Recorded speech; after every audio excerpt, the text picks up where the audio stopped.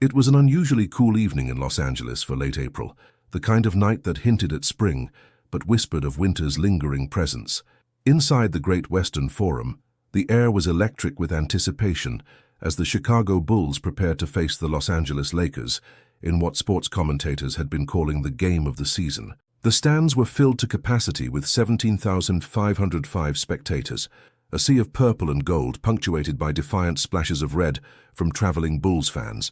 Michael Jordan, in his prime at 34 years old, moved through his pre-game warm-up routine with the focused precision that had become his trademark. Each shot, each movement was executed with methodical perfection, his face a mask of concentration that revealed nothing of the storm brewing within. Only those closest to him, his teammates, his coach Phil Jackson, noticed the subtle signs, the slightly more pronounced furrow between his brows, the occasional distant gaze toward the stands, as if searching for someone he knew wouldn't be there. 3 days earlier, Jordan had received a letter. It wasn't unusual for him to receive fan mail by the thousands. The team's staff filtered through it, passing along selected pieces they thought might interest him. But this particular letter had found its way directly to him, handed to him personally by a Bulls staff member who had recognized the return address, Children's Hospital, Los Angeles. The envelope, slightly worn from its journey, contained a letter from Margaret Sullivan, a nurse in the oncology department, and a second, smaller envelope with childish handwriting that simply read, "For Michael Jordan," in careful, shaky blue crayon. It was that second envelope that had kept Jordan awake for the past 3 nights, its contents weighing on his mind with a gravity that transcended basketball, fame, and all the trappings of his superstar life. The inner envelope contained a letter from 10-year-old Jason Martinez, written just days before his death from an aggressive form of leukemia. Jason had been a basketball prodigy, a point guard who, despite his young age, displayed such natural talent that his coaches had already begun speaking of college scholarships and professional potential. He was also, as his letter revealed in its heartbreakingly simple prose, Michael Jordan's biggest fan. "I watch all your games," Jason had written in the uneven script of a child trying very hard to keep his handwriting neat despite his weakening condition. "The doctors say I can't play basketball anymore, but when I close my eyes, I imagine I'm playing just like you. I can fly too, in my dreams." The letter went on to detail Jason's favorite Jordan moments, his collection of Jordan sneakers, which he could no longer wear but kept arranged perfectly by his bed, and his single unfulfilled wish to see Michael Jordan play in person just once. Accompanying the letter was a photograph. Jason in a hospital bed, thin and pale but smiling broadly, wearing a Bulls 1923 jersey that seemed to swallow his diminished frame. On his feet were Air Jordans, conspicuously new and clearly too big, but laced up with unmistakable pride. Nurse Sullivan's accompanying note explained that Jason had passed away peacefully the previous week, his parents at his side. His final coherent words had been about the upcoming Bulls-Lakers game he had been so excited to attend. His parents had purchased the tickets months earlier, planning to surprise him if his condition stabilized enough for him to leave the hospital. That stabilization never came, but his parents had decided to attend the game in his honor, carrying their son's unwavering spirit with them to the arena he had so desperately wanted to visit. As Jordan completed his warm-up routine, his eyes scanned the crowd once more, this time with purpose. The Sullivans would be seated in section 114, row 8, seats that had been upgraded to courtside after Jordan had made a personal call to the Lakers front office. He spotted them almost immediately, a couple in their late 30s, both wearing Bulls jerseys with the number 23, both with expressions that betrayed the complex emotions of the evening, grief mingled with anticipation, sorrow tempered with the bittersweet joy of honoring their son's final wish. The woman, Elena Martinez, held something in her hands, a small Bulls cap that Jordan recognized from the photograph. It had been Jason's, worn during his hospital stays until the chemotherapy claimed his hair and made the cap's rough texture uncomfortable against his sensitive skin. The national anthem played, the starting lineups were announced, and the game began with the frenetic energy typical of a matchup between two of the league's premier teams. Jordan played with his usual intensity, his competitive nature temporarily overriding the emotional weight he carried. By the end of the first quarter, he had scored 15 points, orchestrating the Bulls' offense with the artistry that had earned him the nickname Air Jordan. But during a timeout, as he sat on the bench taking measured sips from a paper cup of water, his eyes once again found the Martinez family.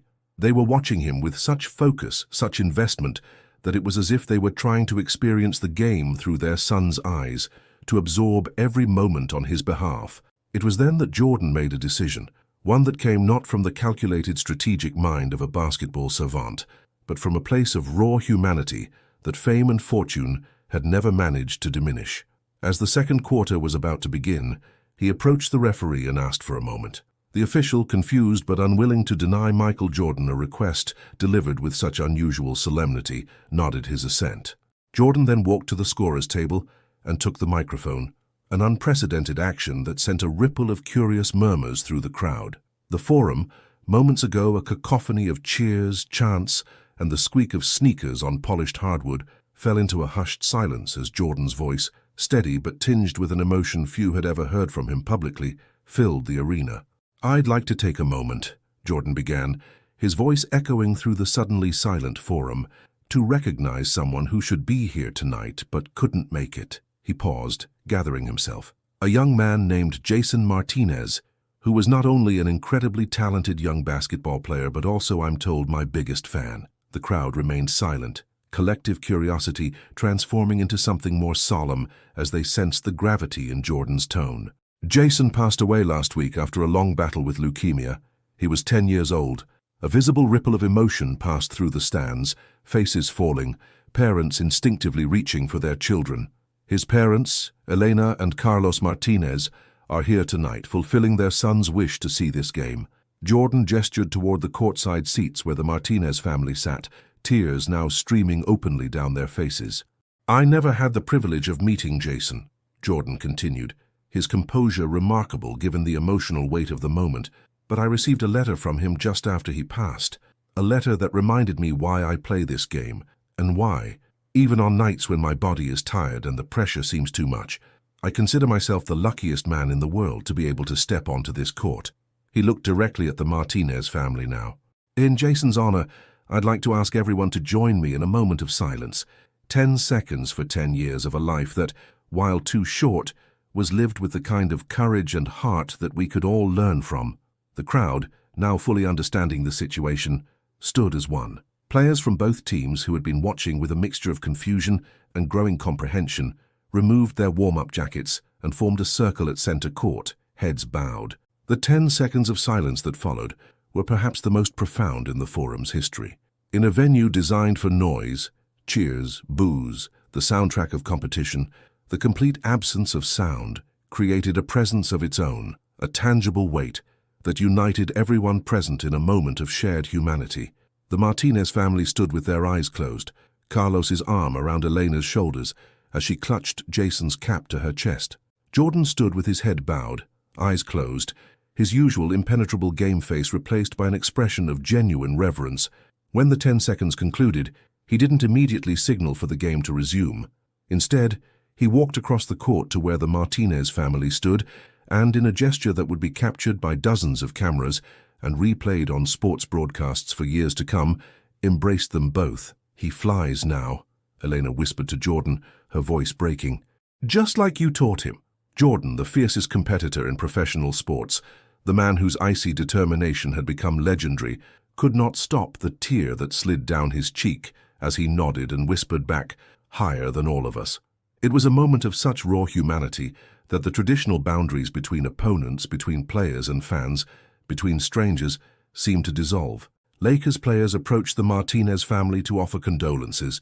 Bulls players formed a protective circle around them as media photographers pushed forward for better angles, and throughout the arena, people who had come to watch a basketball game found themselves participants in something far more significant. A collective mourning, yes, but also a celebration of a young life and the unifying power of sport to transcend its own boundaries. As the game finally prepared to resume, Jordan took the microphone once more. "Tonight I'll be playing for Jason," he said simply, "and I invite everyone here, players, fans, everyone watching at home, to do the same. Let's make this the game he dreamed of seeing." With that, he handed the microphone back to the announcer, nodded to the officials, and jogged back to his position on the court. The crowd, many still wiping away tears, erupted in an ovation that shook the Forum's foundations, not for a spectacular play or a championship victory, but for a moment of unexpected grace from a superstar known more for his killer instinct than his sentimentality. The energy in the Forum had transformed. What had begun as a highly anticipated regular season matchup between two powerhouse teams had become something else entirely, a game imbued with meaning beyond standings or statistics. As play resumed, there was a noticeable shift in Jordan's demeanor. The fierce concentration was still there, the competitive fire still evident in every movement, but there was something additional now, a sense of purpose that transcended the normal parameters of professional competition. His teammates sensed it immediately. Scottie Pippen, who had played alongside Jordan longer than anyone and could read the subtle shifts in his partner's approach, adjusted his own game accordingly, facilitating rather than asserting, creating spaces for Jordan to operate with maximum effectiveness. Even Phil Jackson, the Zen master coach who had seen every facet of Jordan's complex persona, recognized that this night was different and gave his star player the freedom to dictate the game's flow more than usual. The Lakers, despite being on the receiving end of what was clearly becoming a transcendent Jordan performance, played with their own inspired energy. There was no resentment that the emotional focus of the night had shifted toward a Bulls narrative. Instead, they seemed to embrace their role in what was unfolding. Shaquille O'Neal, the Lakers' dominant center and ordinarily an intimidating presence under the basket, contested Jordan's drives with his typical power, but also with a discernible respect, at one point helping Jordan to his feet after a particularly hard foul with a pat on the back that spoke volumes. Kobe Bryant, the Lakers' young star who had made no secret of his desire to emulate Jordan's career trajectory, matched up against his idol with reverence but without deference, understanding instinctively that the greatest honor he could pay was to compete at his highest level. By halftime, Jordan had accumulated 31 points, an astonishing total that had the capacity crowd buzzing with the sense that they were witnessing something historic. His scoring came in every conceivable way, fadeaway jumpers so geometrically perfect they seemed preordained, driving layups that defied physics, free throws executed with machine-like precision. But what stood out most was not the quantity or even the quality of his output, but the visible emotion behind it. Each basket was followed not by Jordan's customary swagger or competitive glare, but by a glance toward the Martinez family, a subtle acknowledgement that every point was scored in Jason's memory. The normally stoic superstar was playing with a naked emotional honesty that made his already extraordinary talent seem somehow heightened, touched by something beyond the merely physical or technical. During the halftime break, as both teams retreated to their locker rooms, the arena's Jumbotron displayed a hastily assembled tribute to Jason Martinez. The Bulls media team, working with remarkable efficiency, had contacted the Martinez family during the first quarter and obtained photographs and video clips of Jason playing basketball in healthier days. Set to instrumental music, the montage showed a smiling, energetic boy with an obvious natural talent, his movements on a community center court containing shadows of the player he might have become. The final image was the same photograph Jordan had received, Jason in his hospital bed, wearing his oversized Bulls jersey, smiling despite everything. Below it appeared a simple caption, Jason Martinez, 2007-2017. He could fly too. There wasn't a dry eye in the arena as the lights dimmed for the second half. Not among the fans, not among the returning players, not even among the hardened sports journalists in the press section who prided themselves on their professional detachment. As the third quarter began, Jordan's performance took on an almost mystical quality.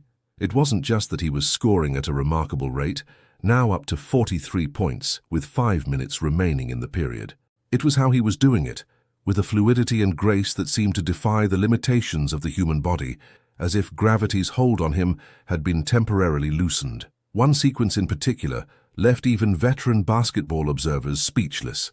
Receiving the ball at the top of the key, Jordan executed a crossover dribble so precise that his defender momentarily lost his balance, then drove to the basket, where he encountered the 7-1 frame of Shaquille O'Neal. Rather than pulling up for a jump shot, as conventional wisdom would dictate against such an imposing obstacle, Jordan seemed to rise endlessly into the air, his body parallel to the floor as he switched the ball from his right hand to his left in mid-flight, finally releasing a gentle finger roll that kissed off the backboard and through the net. O'Neal, not known for effusive praise of opponents, simply shook his head in appreciative disbelief as he jogged back down court. The Lakers, to their credit, refused to concede despite Jordan's heroics.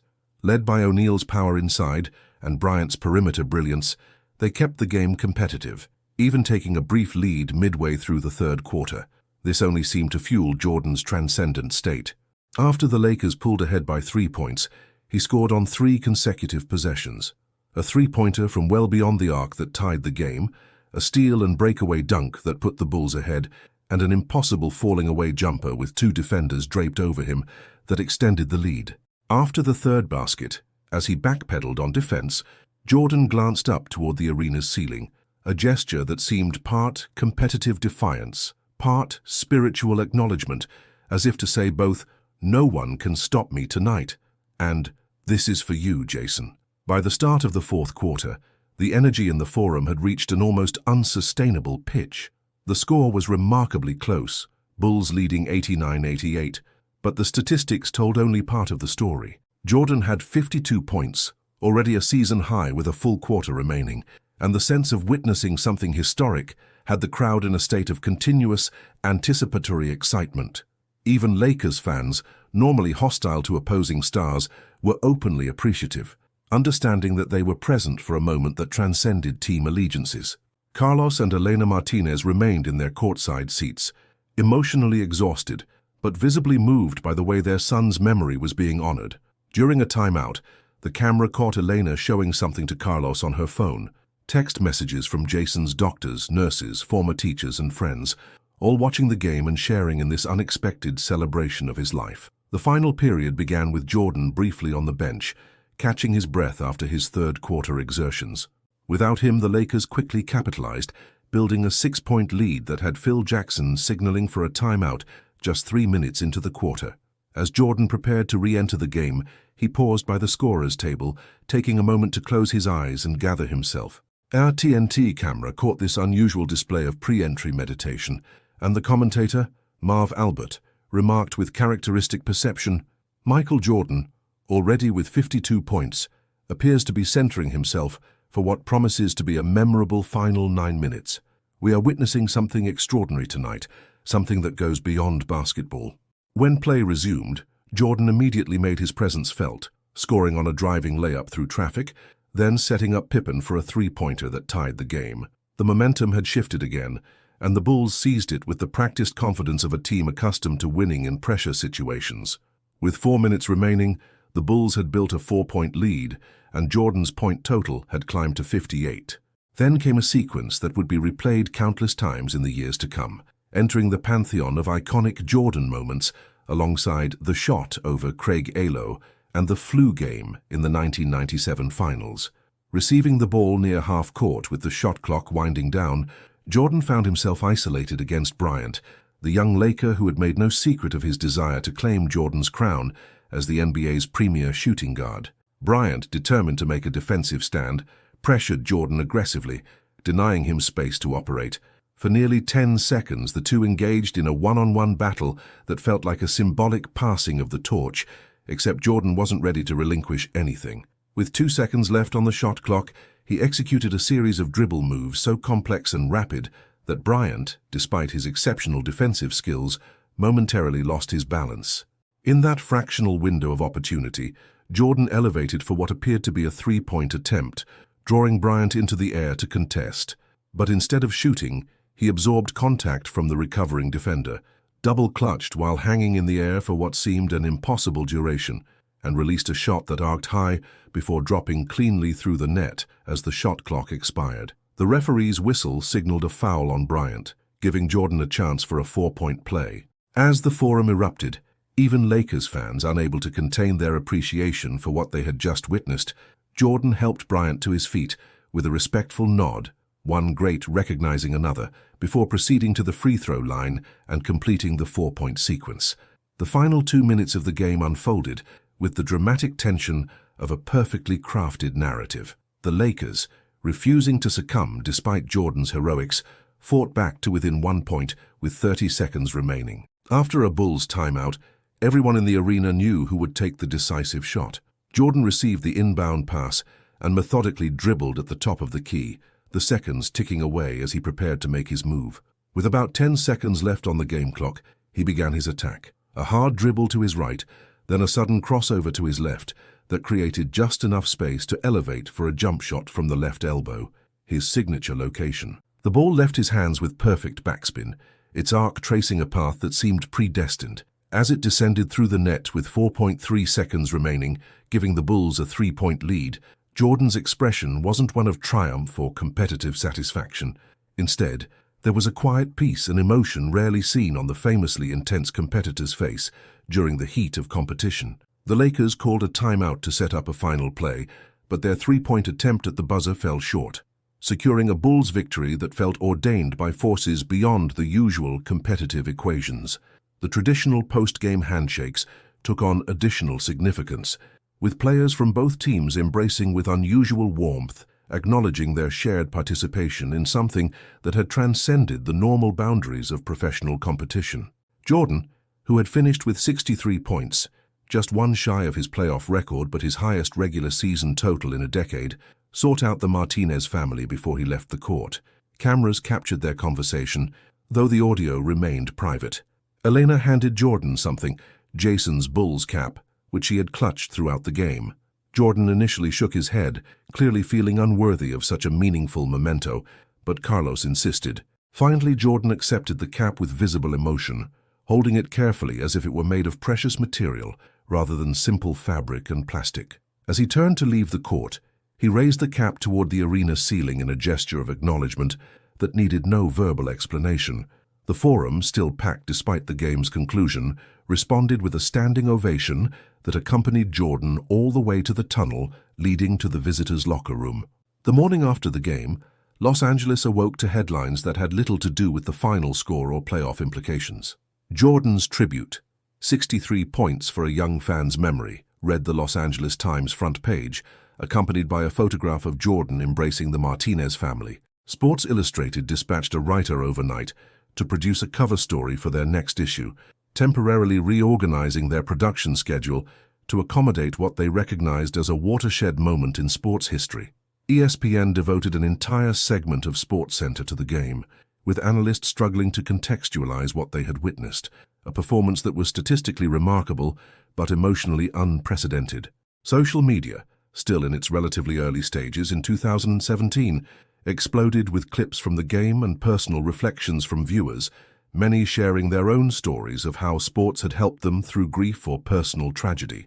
What had begun as one family's private heartbreak and one athlete's personal response had catalyzed a national conversation about sports' capacity to channel, express, and in some small way transform grief into something that, if not healing, at least connected people in their shared humanity.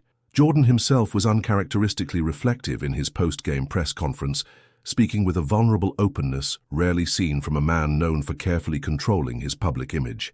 "Some nights you just play basketball," he told the assembled journalists, many of whom had covered his entire career. "And some nights you're reminded why you started playing in the first place, for the pure joy of it, for the way it makes you feel like you can fly." He spoke about receiving Jason's letter, about the photographs that had accompanied it, and about his decision to acknowledge the Martinez family publicly. "I've been blessed to play this game professionally for a long time," he continued, "to make more money than I ever dreamed possible, to receive more adulation than any person deserves.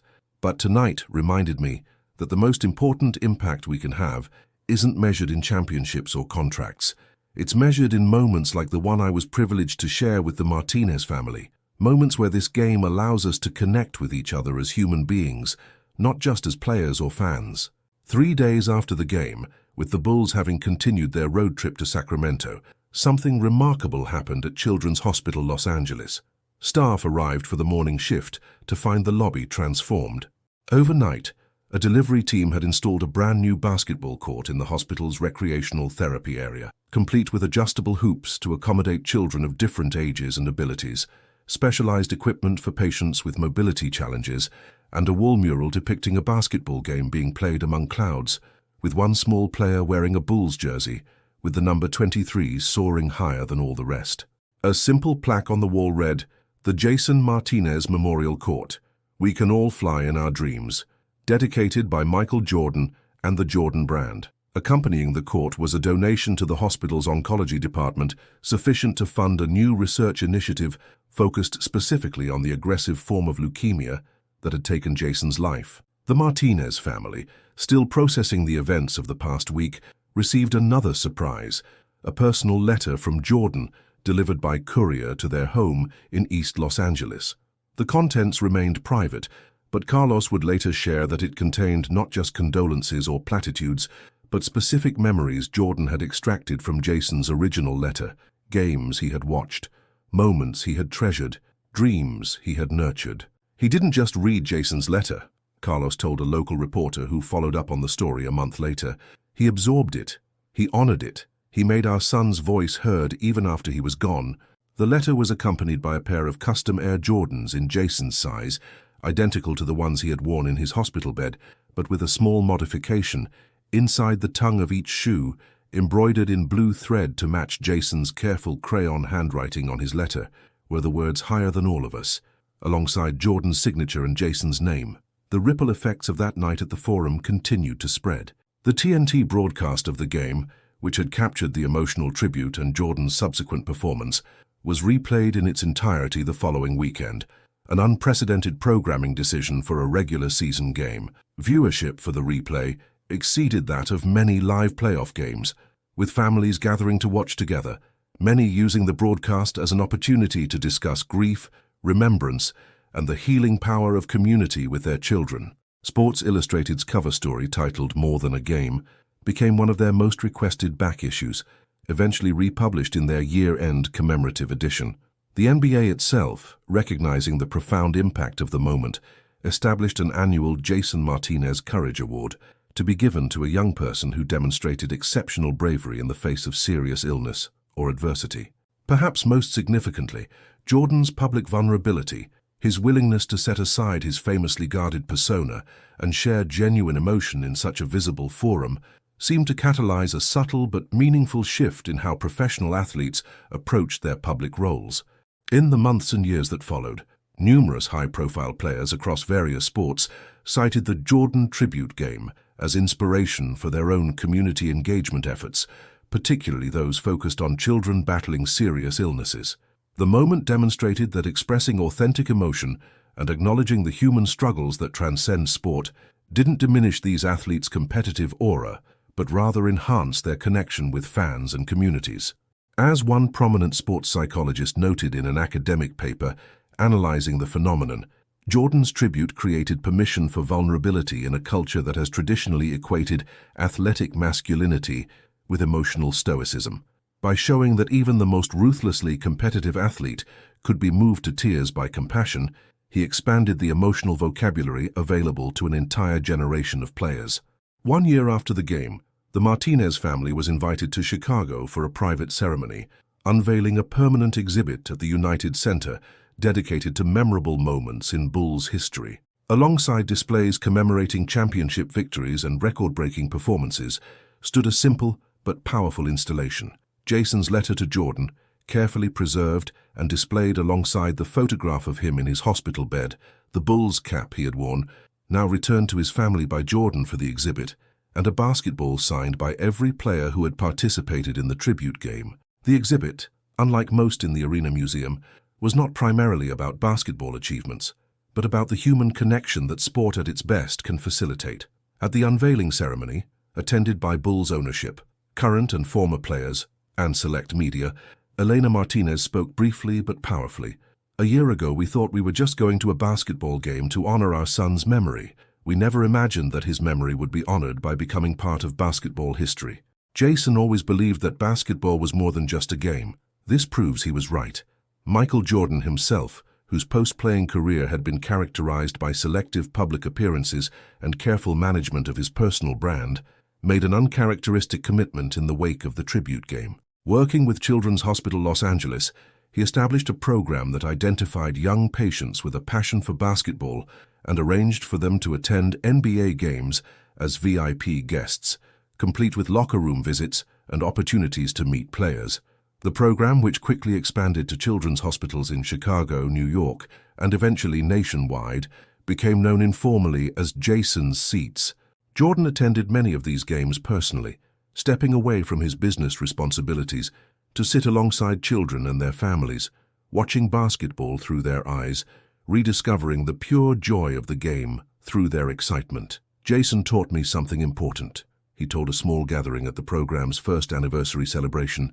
He reminded me that what we see as just another game might be someone else's dream come true. That perspective changes how you approach everything, not just basketball but life. The story continued to resonate because it touched on universal themes that transcended sport: the fragility of life, the depth of parental love, the capacity of shared experiences to create community among strangers, and the ways in which our heroes can sometimes surprise us by revealing their own humanity. Jason Martinez, whose brief life might otherwise have been mourned only by those who knew him personally, became a symbol of the courage shown by countless children facing devastating illnesses with grace beyond their years. His parents, who had attended that Lakers-Bulls game seeking only a private moment of connection with their son's memory, found themselves part of a much larger story, one that brought comfort not just to them, but to many families walking similar painful paths. And Michael Jordan, who had entered the game as perhaps the most famous athlete in the world, but also one of the most carefully guarded, emerged with a legacy enriched beyond additional statistics or accolades, a legacy that now included this moment of transcendent humanity when the fiercest competitor in sports history set aside his armor to honor a 10-year-old boy who had dreamed of flying just like him. 5 years after the game, the moment's place in both sports history and popular culture was firmly established. Sports documentaries included it alongside championship-winning shots and record-breaking performances. Psychology textbooks cited it when discussing grief, communal healing, and the social function of sports in modern society. Parents shared the story with children to illustrate that even the most accomplished people are, at their core, human beings capable of being moved by compassion and empathy. The game footage itself became a cultural touchstone, one of those rare sports moments, like Jesse Owens at the 1936 Olympics or the U.S. hockey team's miracle on ice, that resonated far beyond the boundaries of athletic competition to touch on something fundamental about the human experience. In an era often criticized for cynicism and division, the image of Michael Jordan, tears streaming down his face as he embraced the parents of a child he had never met, stood as a powerful reminder of sport's capacity to unite, to heal, and to elevate ordinary moments into something approaching the transcendent. Perhaps the most fitting epilogue came on what would have been Jason Martinez's 15th birthday, when the Martinez family received an unexpected package from Chicago. Inside was a basketball, not a new one, but a game-used ball from that night at the Forum, its leather surface bearing the scuffs and marks of actual play. Accompanying the ball was a note in Jordan's distinctive handwriting. "This was the game ball from that night. The referees gave it to me, but it never belonged to me. It belongs with Jason's family. He was the real MVP." Carlos and Elena placed the ball in a display case in their living room, alongside photographs of their son and the many mementos that had come to them in the years since his passing.